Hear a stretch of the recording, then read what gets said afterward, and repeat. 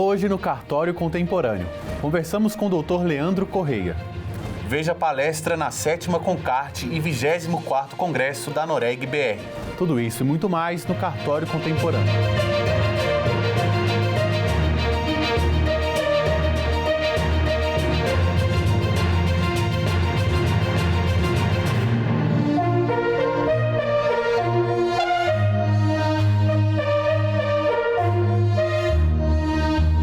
Leandro Correia é registrador do primeiro Serviço Notarial e Protesto de Maracaju, Mato Grosso do Sul, e presidente da Anoreg Mato Grosso do Sul. Iremos conversar com ele sobre as principais funções do cartório de notas. Olá, doutor Leandro. Olá, me chamo Leandro Correia, sou tabelião no Mato Grosso do Sul, atualmente estou presidente da Anoreg Mato Grosso do Sul, representando os colegas aqui do estado. Doutor Leandro, cartórios previnem conflitos, asseguram direitos e promovem diversos benefícios à sociedade. Os cartórios são sustentados pelos nossos impostos? Recebem algo dos cofres públicos? É importante esclarecer que o modelo, de delegação do serviço público para os particulares, que é o modelo que os cartórios adotam no Brasil, não gera ao Estado brasileiro nenhum custo. Os impostos, a arrecadação dos impostos não paga, não mantém a existência ou a estrutura dos cartórios. Por meio da delegação do serviço do Estado para um particular, o Estado permite que, com a cobrança das taxas e emolumentos, aquele que está à frente da serventia, o delegatário do serviço particular, custeie por si só a atividade pelos emolumentos que recebe. Esses emolumentos servem tanto para o custeio da atividade, a viabilidade da prestação do serviço, assim como para a remuneração do notário e do registrador, não gerando nenhuma despesa ao Estado, nem pela manutenção do serviço, nem pela remuneração do delegatário ou dos seus funcionários. Pelo contrário, na verdade, as serventias servem como fonte, muitas vezes, de arrecadação para os tribunais de justiça estadual, para os estados, para os municípios. Cartórios são espaços de efetivação de direitos. Nos cartórios, os cidadãos constituem suas famílias pelo registro de nascimento de seus filhos naturais ou socioafetivos, com a aquisição da casa própria, com a celebração do casamento ou com a constituição de união estável. Nos explique uma curiosidade que muitos ainda têm. Cartórios passam de pai para filho? O serviço delegado dos cartórios, a delegação que as pessoas recebem, ela é personalíssima. Tendo em vista um concurso público de provas e títulos, aquele aprovado recebe a concessão, a delegação do serviço público do Estado para o particular para prestar o serviço. Essa delegação é personalíssima àquele que foi aprovado em concurso. Tendo em vista a extinção da delegação pela morte, por exemplo, a delegação retorna ao Estado delegante para que, por meio de outro concurso público, isso seja entregue a outra pessoa. Então, não existe nenhuma forma de que o cartório seja sucedido ou entregue a outra pessoa, a não ser quem o Estado, por meio de concurso público, seleciona para exercer a atividade. Nem mesmo no passado, antes da alteração constitucional que estabeleceu a regra do concurso público como uma regra intangível, inegociável, havia propriamente uma sucessão de pai para filho, com algo como um direito de herança. O que havia, na verdade, em algum momento antes da Constituição de 88, era a permissão de que aquele que exercia a função de tabelião ou registrador substituto viesse a ser efetivado na função de titular. Por algumas vezes, em algumas situações, eram sim familiares daquele que estava à frente do cartório. Quais as principais funções de um tabelionato de notas? A gente tem basicamente hoje no tabelionato de notas as funções tradicionais, previstas ali no artigo 7º da Lei 8935, que é reconhecer firma, autenticar cópias, fazer procurações, testamentos, escrituras públicas, atas notariais. E com o passar do tempo, nos últimos anos, um movimento que veio do próprio Poder Judiciário de desjudicialização, de que a justiça seja, o direito do cidadão, a justiça seja entregue por outras formas que não uma decisão judicial prolatada por um magistrado, os serviços notariais e de registro vêm recebendo atribuições, especialmente o tabelionato de notas, no movimento de desjudicialização. Então, a gente vê, por meio dos atos notariais que já existem, as escrituras públicas, por exemplo, as atas notariais, serviços como divórcio, inventário, adjudicação compulsória, uso capião, todos esses serviços vêm migrando de uma plataforma unicamente do judicial para o extrajudicial, sendo uma opção para o usuário. Vale também a gente relembrar o recente Marco das Garantias aprovado, a legislação recente, que criou novas atribuições não exclusivas, outras opções de atuação do notário como um solucionador de problemas na atividade econômica, na operação imobiliária, não só pelo tradicional serviço da escritura pública de compra e venda, doação, coisas do tipo, como a gente teve a criação da conta garantida ou a conta notarial, que faz um papel de intermediador do recurso financeiro da operação, dando segurança para as pessoas, assim como outros atos de arbitragem, mediação que foram estabelecidos em lei. Como presidente da Noreg Mato Grosso do Sul e diretor do Conselho Federal, nos fale um pouco sobre a Jornada Notarial 2024, realizada no último final de semana, que mobilizou cartórios em todo o país e resultou na solicitação de 1.256 autorizações eletrônicas para a doação de órgãos. Por um recente provimento do Conselho Nacional de Justiça, foi criada a autorização eletrônica de doação de órgãos, uma inovação dentro do e-notariado, da nossa plataforma digital, que por meio de um aplicativo do celular das pessoas é possível que ela deixe manifestada a sua intenção de ser doador de órgãos e tecidos no Brasil. Essa plataforma, criada por um provimento do CNJ e mantida pelo Colégio Notarial do Brasil, está ligada diretamente aos órgãos de saúde responsáveis pelos transplantes nos estados. Por meio desse aplicativo, então, o cidadão pode, a qualquer momento, criar a sua manifestação de vontade de doação de órgãos e deixar isso registrado para o momento de eventual falecimento, ele ser doador de órgãos e mobilizar a sua família para que, naquele momento, faça a doação. E, recentemente, o Colégio Notarial do Brasil, por uma iniciativa nacional do Conselho Federal, aplicada, que aconteceu em vários estados da federação, foi feita uma grande campanha, uma grande mobilização para levar essa informação da existência desse aplicativo, existência desse provimento e permitir que as pessoas, tomando conhecimento, pudessem ali acessar e deixar a manifestação de vontade das doações de órgãos na EDO, né? Fazer a sua autorização eletrônica. Então, realmente, sem dúvida, foi uma atuação institucional fundamental, é um ato gratuito, não tem nenhum custo para o usuário, para o doador de órgãos. Então, é algo em que a atividade notarial aí vem entregando à sociedade a sua função social, a importante função social que exerce por um ato aí de amor ao próximo, de possibilitar a vida de outra pessoa pela doação de órgãos. Nos explique qual a importância da plataforma do e-notariado e quais as suas funções. O notariado, sem dúvida alguma, revolucionou o notariado brasileiro. Criado ali, inaugurado durante a pandemia, onde a mobilidade das pessoas, o deslocamento foi seriamente comprometido e as pessoas precisavam ainda, que no momento de isolamento, praticar atos notariais. A plataforma foi criada permitindo que à distância da sua casa, do seu trabalho, por meio de um aplicativo, de uma assinatura digital pelo celular e uma videoconferência, as pessoas pudessem, perante o seu tabelião, manifestar sua vontade para praticar atos de compra e venda, doação, testamento, procuração, enfim, os atos da vida civil que são necessários a todos. Então, sem dúvida alguma, foi uma enorme revolução, uma mudança de paradigma na atividade notarial brasileira, que teve um aceleramento, que teve uma necessidade no momento da pandemia, mas que pós-pandemia torna-se cada vez mais a ferramenta mais utilizada. A gente vê um crescimento contínuo do uso da plataforma. A gente acredita que vamos chegar aí a um momento em que mais atos serão praticados eletronicamente na plataforma do e-notariado do que fisicamente nas serventias notariais. Então, sem dúvida alguma, uma revolução, uma mudança de paradigma, mas que coloca os notários brasileiros aí no universo digital, no universo de hoje, né, em que as pessoas realmente têm tempo reduzido, necessidade de praticar os atos e solucionar seus problemas de onde estão, sem o deslocamento, e que nos grandes centros urbanos acaba sendo um grande transtorno. Hoje se fala muito do contexto da desjudicialização em desafogar o judiciário. Essas propostas, elencadas pelo cartório de notas, podem ajudar a diminuir os litígios na justiça comum? Sim, como disse anteriormente, o movimento da desjudicialização, extrajudicialização, é uma tendência E aqui a gente nem fala de desafogar o judiciário, né? A questão é que a gente precisa que os litígios para o judiciário recebam a atenção e o cuidado que o judiciário deve dar naqueles litígios que realmente importam, né? Que tem a relevância, que tem um conflito e que realmente só o magistrado pode dizer ali quem tem o direito. Em tudo aquilo em que não há esse conflito ou em que possa haver uma composição das partes, né?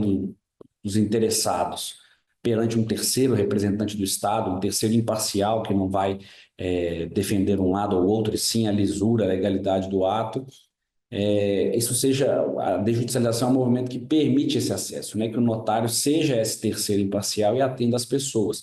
O que hoje a gente tem ouvido da doutrina, o que tem sido utilizado é o conceito da justiça multiportas. O Estado oferece a pacificação social da justiça não só pelo processo judicial clássico, né? Ele oferece por meio de outras formas de solução de conflito e o notariado sendo uma dessas portas hoje de acesso ao direito das pessoas, como eu disse, nos divórcios, inventários, uso capião, entre outros procedimentos que hoje já estão previstos em lei. Divórcio e inventário, podendo ser realizado de forma extrajudicial e de forma mais célere, são bons exemplos de concretização de desjudicialização que o cartório promove? Existem outros exemplos? Sim, como foi dito, a gente tem recentemente aí pelo menos 2 outros procedimentos de grande destaque, que é a uso capião extrajudicial e a adjudicação compulsória, né? Mecanismos que antes só poderiam ser alcançados pelo Poder Judiciário. E temos aí o caso do uso capião, que são processos bem demorados, bem longos. Hoje em dia a gente consegue aí no extrajudicial, no prazo de 90 dias a 6 meses, ter aí todo o procedimento, tanto no tabelionato quanto no registro de imóveis, para que uma uso capião seja concluída. Então, sem dúvida alguma, como uma opção, né? Sempre como uma opção, não se afasta do cidadão direito de acesso à jurisdição, mas que ele tem como opção o notariado aqui para buscar os direitos dele. Na sua opinião, o cartório é uma instituição que traz segurança e certeza de eficiência para a população em geral? Sem dúvida, né? A atuação nossa, a atuação dos notários e registradores é para garantir o bem maior da pacificação social e da segurança jurídica. Eu tenho certeza que o brasileiro que tem um imóvel e tem esse imóvel regularizado, com escritura e registro da sua casa, tem uma segurança, né? Sente uma paz maior em estar ocupando aquele imóvel, em ter aquele imóvel e ter a segurança que essa operação possui, de que ninguém vai tomar o que é dele. Não só nesses casos, como em tantos outros, como mesmo um reconhecimento de firma, que muitas vezes é mal compreendido como uma burocracia, mas a gente tem ali a atestação, a certeza de uma autoria que muitas vezes daqui 20 anos, 15 anos, no questionamento, ou até numa ação judicial, vai ser aquilo que garanta o direito da pessoa que está sendo questionada. A nossa função é essa, é receber as partes, entender o que elas precisam e transformar no melhor instrumento, no melhor documento possível para que ela exerça os direitos dela, tenha os plenos direitos, seja com bens imóveis, seja com direitos da personalidade, seja seu registro de nascimento, de casamento, enfim, todos os registros e todas as notas praticadas sejam para garantir às pessoas que aquilo que elas têm ou aquilo que elas são seja garantido e o Estado brasileiro possa garantir essa segurança a eles. Qual a sua visão sobre o futuro da atuação extrajudicial na prestação dos serviços à população? Sem dúvida alguma, a atividade notarial e de registro passará por transformações, né? O mundo hoje passa em todas as suas atividades por transformações, por mudanças. Eu acredito especialmente na atividade notarial que o notário como uma opção de acesso, seja a jurisdição, como eu disse, na desjudicialização, seja, enfim, no dia a dia do indivíduo buscando ali um terceiro imparcial, uma solução para os seus problemas, vai ser cada vez mais utilizado, o notariado como um solucionador, um provedor de soluções para a atividade econômica, para a atividade do cidadão brasileiro.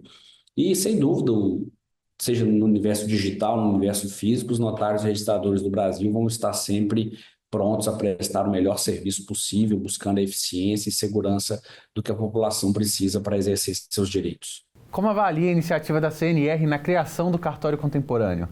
Acho que é muito relevante. A gente tem uma atividade de notários e registradores por muito tempo foi muito hermética, né? Pouco conhecida da população brasileira nos seus meandros, nos seus detalhes, né? Poucos enxergavam a atividade além daquele documento, além daquele carimbo. E acho que levar a atividade, aqueles que prestam atividade, aqueles que que trafegam pela atividade notarial de registro ao cidadão por meio de, seja um programa de televisão, seja um podcast, seja uma notícia, enfim, a comunicar com a sociedade, com a comunidade, para levar a informação mais correta, mais simples possível para compreensão, e o cartório não ser visto como um complicador, um problema na vida do cidadão, mas sim como um ponto de solução e segurança para o cidadão.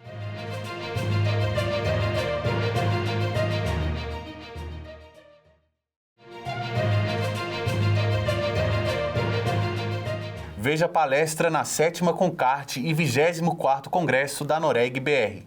Eu acho que para começar aqui, falar um pouquinho sobre minha visão, que vocês vão ver, é menos jurídica e muito mais uma visão de negócio e tecnologia, é colocar primeiramente que a gente realmente sofreu um grande salto a partir de 2020 com a pandemia, juntamente com a chegada do Pix. Eu acho que a gente teve um cenário de muita convergência e muita sorte em algo que não era esperado, né, que foi a pandemia, mas uma solução que chegou e chegou de maneira completa e que desencadeou esse mundo digital que a gente não via e tinha muita dificuldade e barreira, inclusive, para superar. Com isso, hoje a gente vê um cenário onde de cada 10 transações financeiras, 8 são totalmente digitais. Tá? Dessas 10, ainda 7 por celular. Ou seja, a gente tem o brasileiro altamente conectado, as transações hoje fluem de maneira muito mais ágil, né? Segura em termos de cibersegurança, né? Não necessariamente em termos de segurança pública, né? Ou então de fraudes e golpes, que a gente tem outro cenário aqui de combate contínuo, né?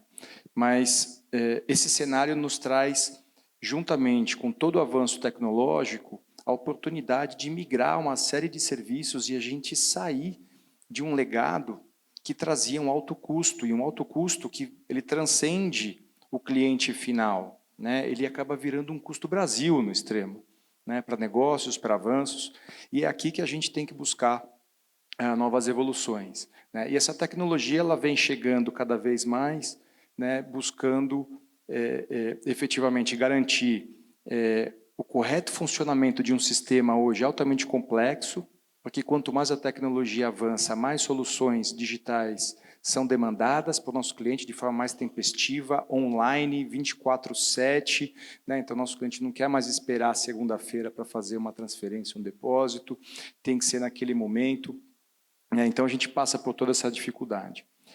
Quando a gente traz isso para esse mundo, aqui onde a gente tem que ter a garantia e a segurança jurídica de posse, de transferência correta de bens, a gente vem cada vez mais buscando soluções que tragam esses avanços tecnológicos, né? E uma que chega para valer é a tecnologia DLT, ou tecnologia blockchain, que vem para desafiar como a gente conhece as transações, os registros, né, as transferências de bens e de ativos. E aqui é que está, acho que, o grande mote dessa nossa conversa. Como é que a gente converge, né, aqui para buscar uma solução, aonde a gente tem, a gente estava discutindo um pouquinho antes dessa nossa conversa aqui, né, os corretos papéis e responsabilidades dos seus atores, né, para garantir a segurança jurídica, para garantir que você tenha realmente uma segurança transacional e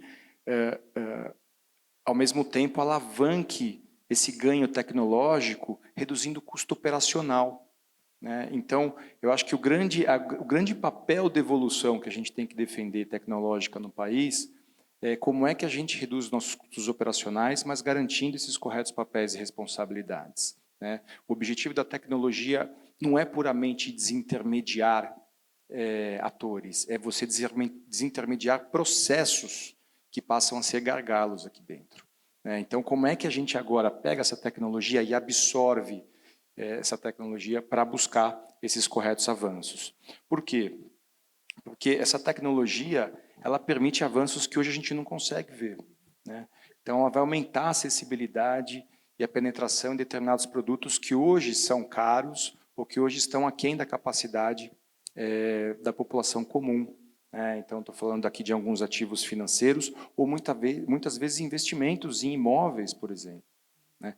E por que essa nova tecnologia traz isso? Porque ela começa a trazer a possibilidade de fracionamento, né? Então, você, através da tokenização do ativo, você consegue fracionar e consegue colocar à disposição exatamente da capacidade do bolso de determinado cliente, com a segurança, aí acho que isso que é importante, com a imutabilidade, com a transparência, com a rastreabilidade adequada, né? Que hoje, né, já avançando para o mundo digital, mas há algum pouco tempo atrás, né, ou para algumas situações ainda estavam guardados em cadernos, né? Então isso deixa de existir.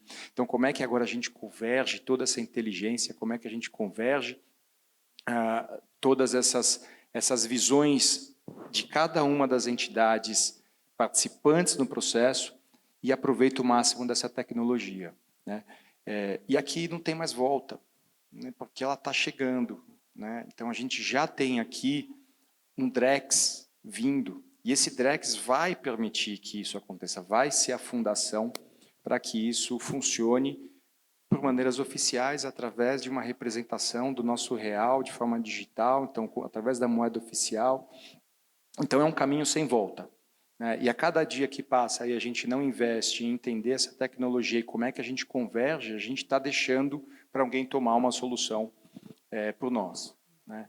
E aqui que eu acho que a gente tem que cada vez mais trazer essa proximidade, né? Estava conversando com o Thiago ali atrás, que tem a visão da AB Cripto, como é que a gente se aproxima? Como é que a gente se aproxima aqui da Anoreg? Como é que a gente potencialmente cria aqui acordo de cooperação técnica, o protocolo de intenções, enfim, a gente pode criar o documento que for necessário para garantir que esse avanço chegue logo, tá? E aqui eu trago de novo, né? Assim, a gente ouve muito essa questão de desintermediação, isso às vezes, muitas vezes traz aquele frio na espinha. Mas, de novo, acho que o nosso grande objetivo é a gente desintermediar processos operacionais que trazem maior risco, que abrem porta para as fraudes. Então, o objetivo é a gente reduzir o custo e o tempo dessa operação de maneira assertiva, mas sempre garantindo a correta responsabilidade e o papel de cada entidade participante dentro desse processo, tá? Então, falei do tempo, falei da tecnologia, falei da redução de custo, né, da eficiência operacional, e aí tudo isso abre o nosso mercado também. Eu falei um pouquinho de custo Brasil, né, mas isso abre nosso mercado para uma globalização, porque você começa a trazer situações altamente complexas, com toda a segurança tecnológica, com regras, papéis e responsabilidades claros dentro do país, o que pode trazer maiores investimentos também para o nosso país. Tá? Então, só para vocês terem um exemplo, eu falei da questão do Drex, mas a gente vem avançando em diversos pilotos, né? Então, o Drex ele já vem habilitando uma série de serviços. Eu saí hoje de um evento no Banco Central, né, exatamente nesse momento está tendo um painel para falar sobre o Drex e a fase 2 do piloto desse Drex. Essa fase 2 já começa a testar aqui casos de uso, né? Casos de uso relacionados a veículos, relacionados a imóveis, relacionados a exatamente o tipo de bens que a gente precisa, né, desse controle, registro de dados, de contratos, enfim, de uma forma assertiva. E então a tecnologia já está sendo criada lá, né? Qual é o papel, né, de todo esse grupo? A gente precisa se aproximar e começar a trabalhar isso com muito mais proximidade, para garantir que a gente tenha, de novo, toda a segurança jurídica atrelada depois a essa nova tecnologia de forma assertiva, sem a gente dar passos mais uma vez para trás, tá? Eu acho que com isso, o que me resta trazer aqui é que, numa visão de futuro, quando a gente olha para o mercado financeiro, e não estou falando de um futuro distante, estou falando de um futuro daqui a 5 anos, né? Qualquer entidade que ainda esteja vinculada a papel vai estar fora de mercado, completamente fora de mercado, tá? E a gente já vê isso no nosso dia a dia. Uma das maiores dificuldades de uma série de geografias mundiais é extinguir a moeda, o papel físico. E aqui a gente hoje tem dificuldade, né, se alguém tiver dinheiro aqui, vai ter dificuldade de arrumar troco na cantina de café ali embaixo, né? Então, a gente conseguiu o mais difícil, né? Então, agora a gente tem que partir exatamente para ajudar a construir essa solução de uma maneira assertiva. É preciso investimento em tecnologia, é preciso alocar pessoas e técnicos com essa visão para ajudar nessa construção, mas se a gente fizer juntos, a gente com certeza vai encontrar um caminho mais seguro, mais ágil, mais eficiente, com custo mais baixo e com mais rapidez, que eu acho que é o mais importante, porque quanto mais rápido a gente avançar nessa agenda, mais a gente vai ver não só, de novo, o consumidor final, mas a gente vai ver esse nosso Brasilzão avançar.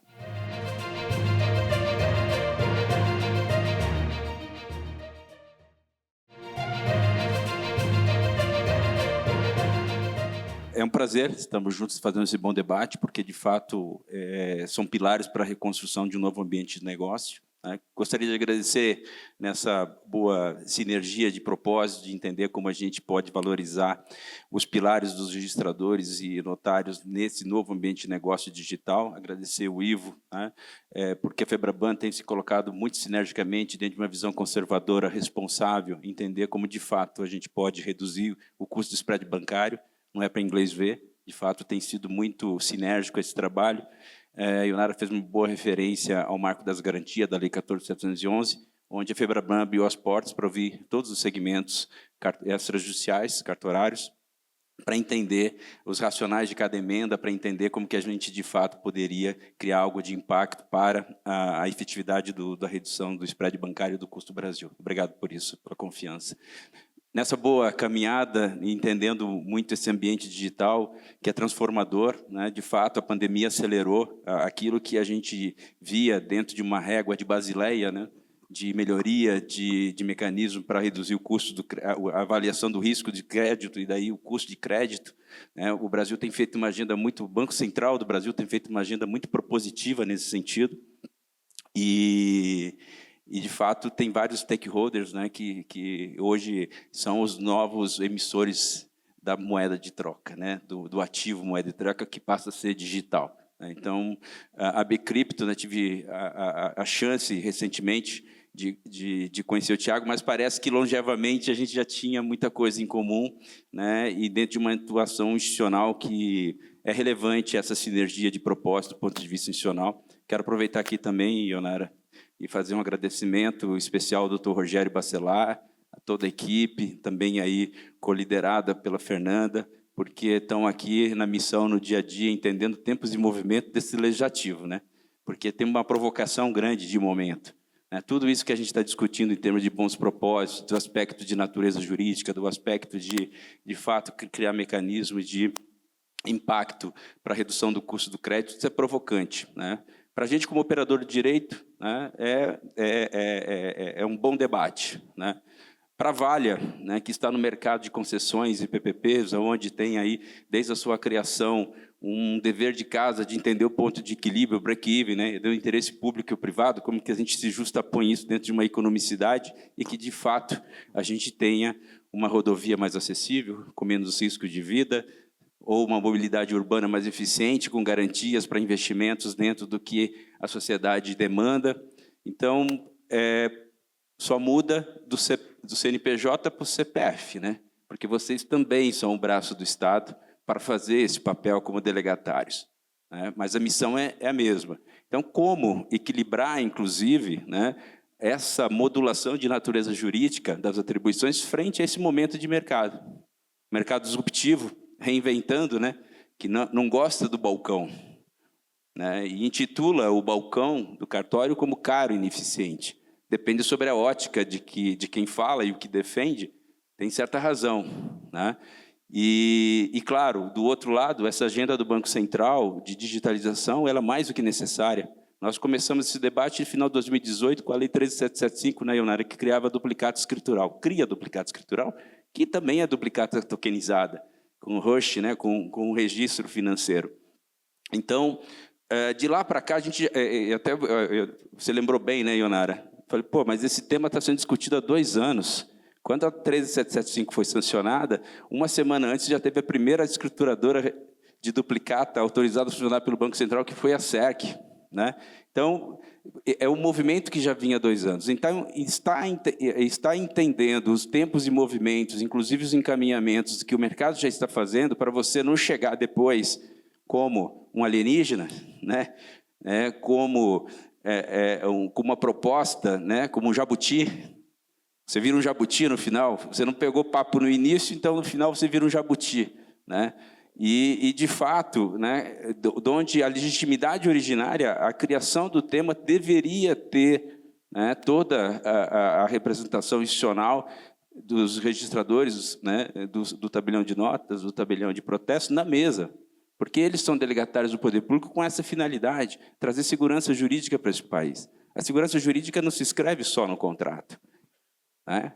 O certificado de fé, ele tem uma importância muito grande. Em especial, eu estava conversando com o Ivo aqui, no meio bancário. No meio bancário, a regra hoje é o compliance, a conformidade. Tem que ser consistente e passivo de verificação. O banco hoje, quando ele contrata um serviço de um terceiro, que não seja delegatário do poder público, que não tenha essa tutela do Estado, ele é tomador do risco daquele contratado, daquele terceirizado. No caso dos serviços notariais e registrais, ainda mais hoje com os operadores nacionais, essa responsabilidade é objetiva. Isso o ecossistema, o tomador de serviço não corre esse risco, né? Então, tem vários elementos que é o ponto de pano de fundo, né, para essa discussão, para que, de fato, a gente possa efetivamente ter redução de custo de crédito. Desde o duplicado escritural, se vocês forem avaliar toda a concepção, claro que estamos aí nas convenções que o Banco Central está fechando, toda a modulação, ele homologou, né, ou tem aí autorizado 5 registradoras para fazer esse papel, né, e num primeiro momento correndo risco, né, não, vamos fazer a duplicado escritural, que é o título emitido pelo credor, sem a necessidade, né, do aperfeiçoamento da relação jurídica material. Virou tão factualista, vamos tão no imediatismo daquilo que funciona rápido, que esquece o basilar, né? Que duplicata um título emitido pelo credor e que, se não tem o aceite, você precisa do delegatário do Estado para aperfeiçoar a relação jurídica material. Mas você vai discutir isso em certos ambientes, você está burocratizando a conversa, né? Então é o Brasil cartorial, mas é o Brasil necessário. Em especial quando você tem, num ambiente novo de moeda de trocas, tantas inseguranças que impactam tanto o risco. Dados da própria Febraban são mais de 3 bi por ano de orçamento dos bancos para mitigar fraudes no PIX. 3 bi. E essa conta não permite, né, que, de fato, os bancos, do outro lado, consigam colocar spread mais bancário, mesmo que mitigou o risco de uma duplicata fraudulenta, com a duplicata escritural. Traz um conforto de um lado e um desconforto do outro. Então, fazer esse debate na partida e de uma forma responsável, e hoje você precisa, dentro dessa função tripartite, né, aqui todos sabem, né, que é assim que a democracia se sustenta, freios e contrapesos. Nessa supervisão, você não pode pegar só porque você tem um interesse do ponto de vista econômico e financeiro e dizer, não, vai funcionar assim, está bem para fulano, está bem para ciclano, você não precisa do Estado presente. Está errado. Assim não funciona. E não vai funcionar. O judiciário hoje tem um papel importantíssimo. Todo o trabalho que o ministro Barroso está fazendo, num sentido de modular o uso da inteligência artificial, seja no processo judicial, seja no processo extrajudicial, pode ficar à míngua, porque hoje nós estamos discutindo proposições legislativas que deixam isso à margem desse novo sistema de crédito. Enquanto nós estamos...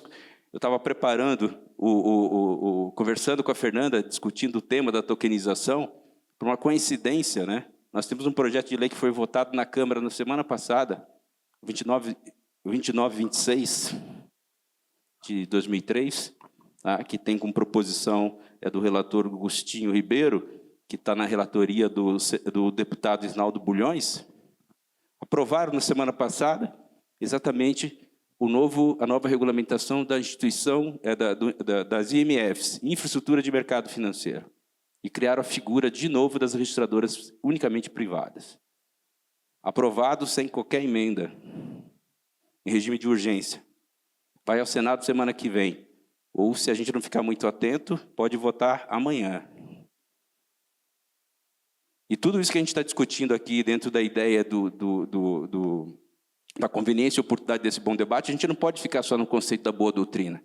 Nós já temos uma realidade posta em que hoje esse debate vai ficar inócuo, vai ficar para os anais.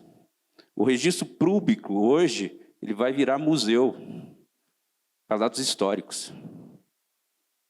É essa proposição que está no Congresso Nacional e é assim que está sendo tratado. Eu até para não me alongar muito, a ideia era não ter uma apresentação, mas eu tomei a liberdade de pedir a Fernanda para colocar aqui alguns trechos desse projeto de lei para vocês entenderem o tamanho do impacto e como tudo que a gente está debatendo aqui pode virar letra morta se de fato a gente não tiver uma representação institucional da classe. Obrigado. Se a gente não tiver uma representação institucional da classe agindo no tempo certo. Nós estamos no momento em que hoje, de fato, essa disrupção dá oportunidade para o novo empreendedor. Esse novo empreendedor, hoje, ele nasce, né, do nada e valendo pelo menos um unicórnio, bilhões. Né? Nós temos vários exemplos disso, né, nessa digitalização. Agora, quando você envolve bem da vida, bens e direitos, em que tem que ser revestido certos formalismos para garantir e coibir as fraudes, você tem o Estado hoje preparado para isso, na nossa visão. E, de fato, a agenda, né, até no âmbito das corregedorias estaduais e da Corregedoria Nacional de Justiça, você hoje tem um mecanismo, né, que dá todo o preparo e o lastro, né, para que esse ambiente, de fato, seja assim exercido. Mas ele está sendo deixado à margem, Ivo. É uma realidade. Né?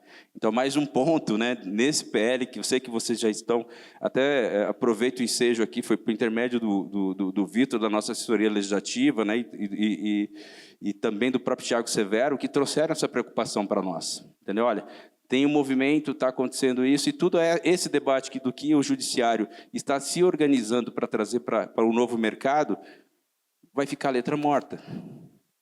E não é por uma questão de opção do demandante do serviço. É que, de fato, na legislação não permite a tua entrada ali. Não permite, hoje, uma interoperabilidade com um operador nacional, que é um modelo que evoluiu muito bem e hoje representa essa digitalização do segmento. Todo esforço que está sendo feito no âmbito classista, doutor Rogério, seja nos institutos, seja nos operadores, vai ficar letra morta. De novo. Nós discutimos isso recentemente na PEC 65. A PEC 65 vem exatamente dentro de uma ideia de se criar um novo sistema de pagamentos. Eu fui diretor estatutário de banco lá em 2001, quando trocaram o sistema DOC pelo sistema TED.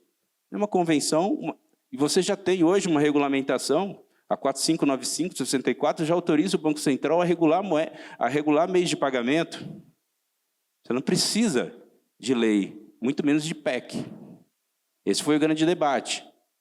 Inclusive, esse movimento que a gente acabou trazendo, e a preposição do Dr. Rogério trouxe a liderança dos outros segmentos, inclusive alguns dos próprios segmentos cartorários, não.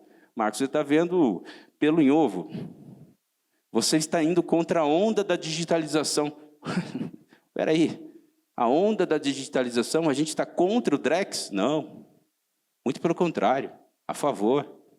A duplicata escritural, que é uma realidade muito específica do protesto, nós estamos falando de um mercado de desconto de duplicata que sai de 175 bi por ano para 15 tri. É economia real. Mitigação das fraudes, dos títulos fraudulentos. Isso tem muita importância, inclusive o próprio tabelião de protesto, que se organizaram, fizeram, Tiago, e essa digitalização via sua Central Nacional de Serviços Eletrônicos Compartilhados, ao mesmo modo do SERP, ao modo de outras atribuições, né, no âmbito do próprio registro civil, o próprio notas, com o notariado, tem ferramentas fantásticas hoje que você não precisa bater um balcão, te traz essa melhoria da experiência do usuário. Né? Então, o grande ponto, e que é um trabalho que a gente vem até dentro dessa sindicalização de esforços para efetivamente você reduzir custo de crédito, vai usar o exemplo da 14711 com relação à busca e apreensão extrajudicial. Eu estava conversando aqui com o Ivo, como o próprio Isaac da Febraban já fez alguns comentários, só a existência da lei da busca e apreensão extrajudicial, hoje houve um aumento de 24% na carteira de financiamento veicular. E está se operando taxa de juros de janeiro de 21.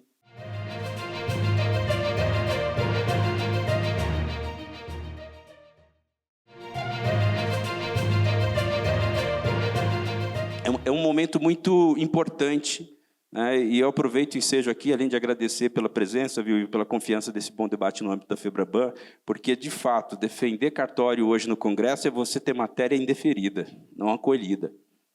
Mais ou menos o mesmo trauma que os bancos vivem quando vai defender, é a defesa de prerrogativa. Mas, do outro lado, estão se defendendo as prerrogativas das registradoras privadas, que essas, sim, têm interesses de milicianos, tem fraude, não tem como mapear para onde se transformam ou se securitizam esses direitos. Estava comentando há pouco, né, Ivo, a respeito da dificuldade de você monitorar os desvios, né? Os bancos não conseguem. Por isso que os bancos hoje, inclusive, acabaram com a cortesia de não discutir questões de fraude bancária, estão dividindo o risco com o cliente, que não seguiu a cartilha dos 12 passos ali, de segurança mínima. E essa realidade ela vai se avolumar. E não pode se deixar a regulação só no âmbito do Banco Central e só no âmbito da CVM. É necessário que o judiciário esteja presente pelos seus prepostos, que são os delegatários aqui presentes, e com os mecanismos de segurança e supervisão, com os redes naturais que qualquer outra empresa de tecnologia, com tokenização, sem tokenização, tem que prestar. Esse diferencial pode ser extirpado desse mercado quando envolve bens da vida, que é o bem de família, ou quando envolve uma questão de direito de terceiros, onde a qualificação para venda, transferência daquele bem não está presente naquele momento. Outra questão importante, né, a custódia dos dados. Nós temos hoje um cadastro positivo dentro de um conceito do opt-in, em que todos podem trabalhar seus dados. Está para o inglês ver que você tem que fazer isso de uma forma autorizada. Mas se você está tirando a supervisão do judiciário desse ecossistema, como que você vai ter a garantia de que aquele mecanismo generativo de uso da inteligência artificial está sendo devidamente respeitado? Teu dado natural está devidamente registrado? Registrado em quê? Num livro, com base na 6.015, ou registrado com base na nova lei que está por vir e que derroga todo esse ecossistema? Fernando, se puder colocar esse PL, eu só queria chamar a atenção, porque sempre fica essa discussão, né? Ah, Marcos, aqui são os registros financeiros, não é registro público. Nós estamos fazendo um registro financeiro para dar ao mercado bancário como um todo uma garantia de liquidação, novo meio de pagamento, né, e uma garantia de liquidação. O ponto, né, se a gente ficou um pouco aqui, são muitos pontos que eu gostaria de colocar, de trazer, mas eu deixo, inclusive, essa apresentação para quem gostaria de ler algumas questões mais relevantes do que está nesse diploma, aprovado na Câmara na semana passada. Ele traz o conceito, no artigo 30 aqui, o conceito, a figura, simplesmente ele fala o seguinte, do registro. Ele não fala de registro financeiro. Ele fala do registro. Registro de garantia, registro do contrato. E registro para dar o quê? Para dar publicidade para a sociedade. Segurança jurídica. Isso aqui é uma derrogação da lei de registros públicos. Com isso aqui, sancionado, acabou o registrador, acabou o notário. É isso que o Brasil quer? É isso que o Brasil precisa?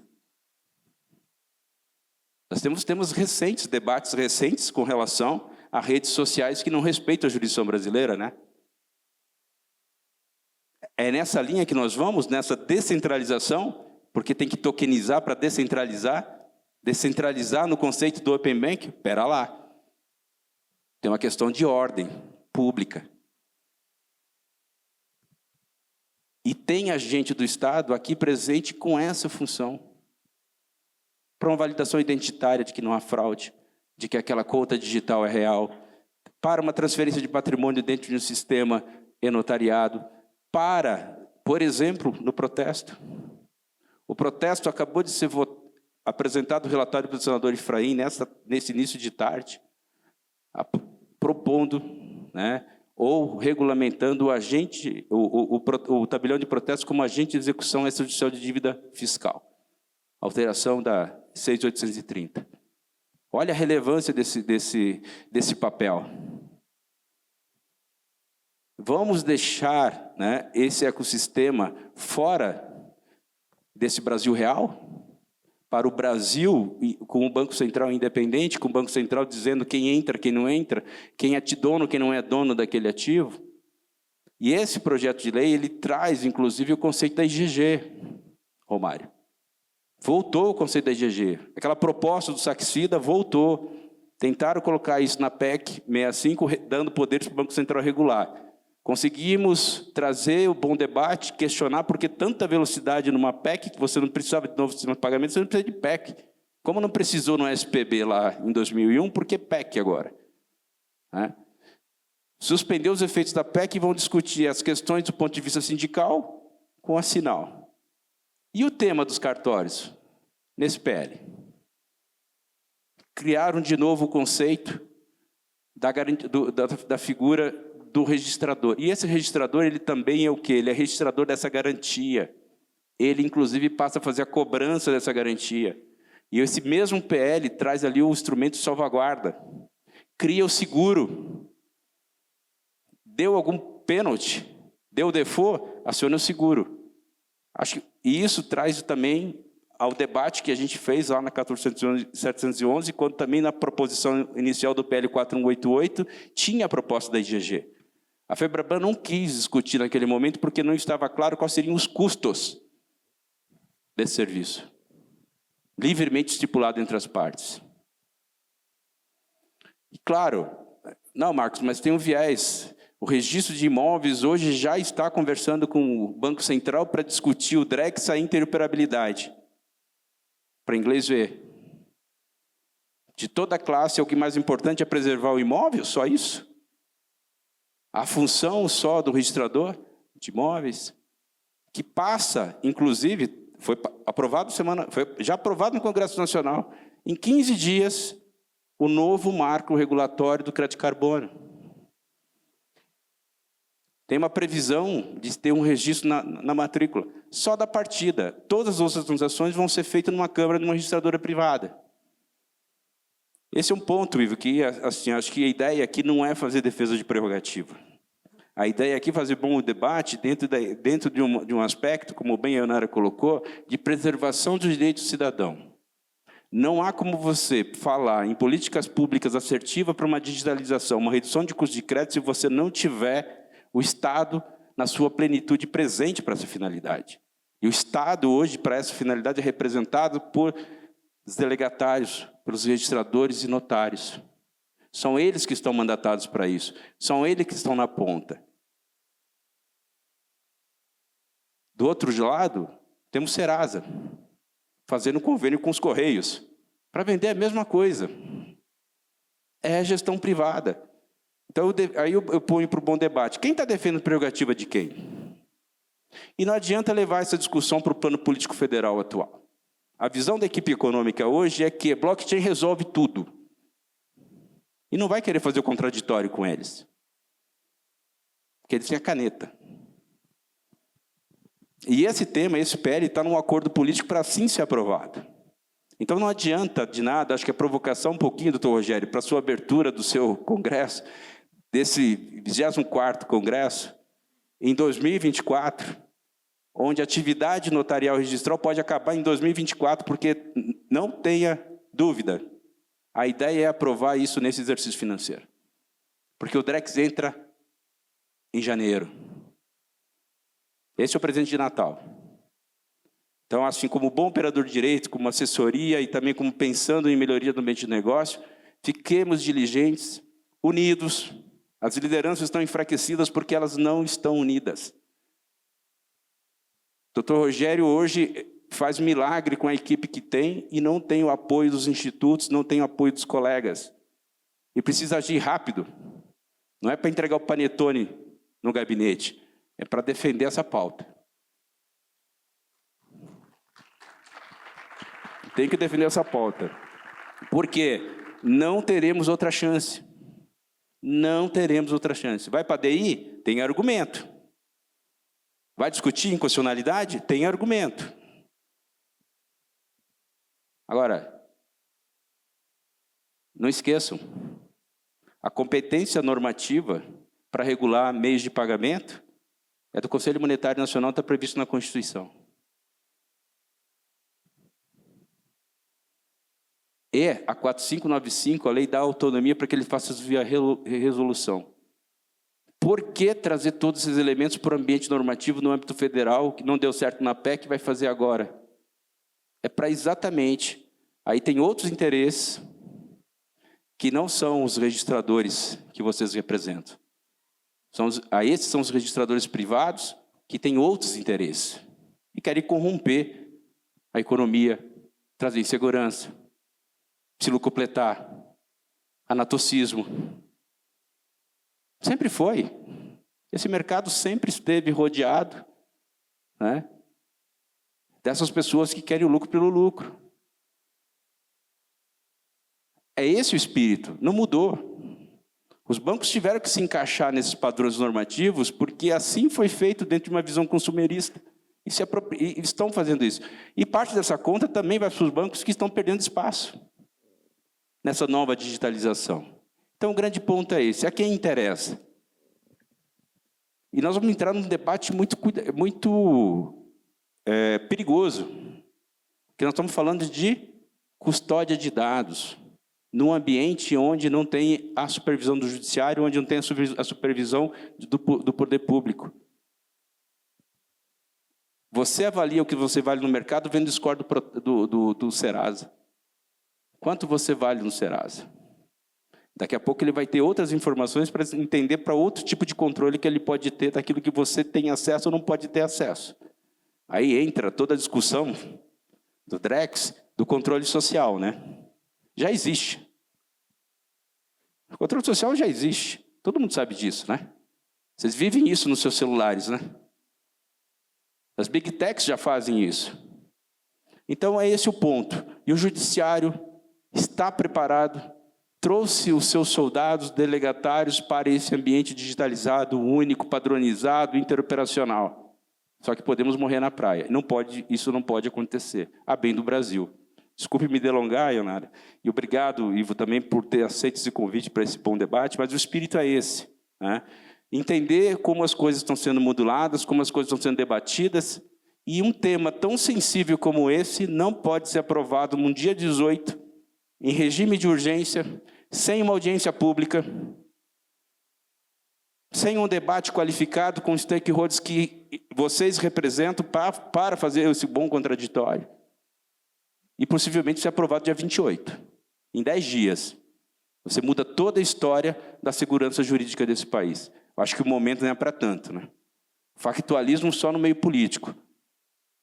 Aqui a realidade é a responsabilidade de proteger e de tutelar, para que a gente, de fato, tenha um ambiente de negócio sadio, seguro, e que faça com que esse país se desenvolva de forma sustentável.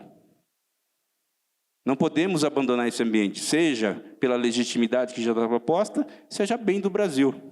Então, vamos vencer o mal, vamos fazer o bem um pouco, e também entendendo isso dentro de uma parcimônia de bom debate, bom diálogo.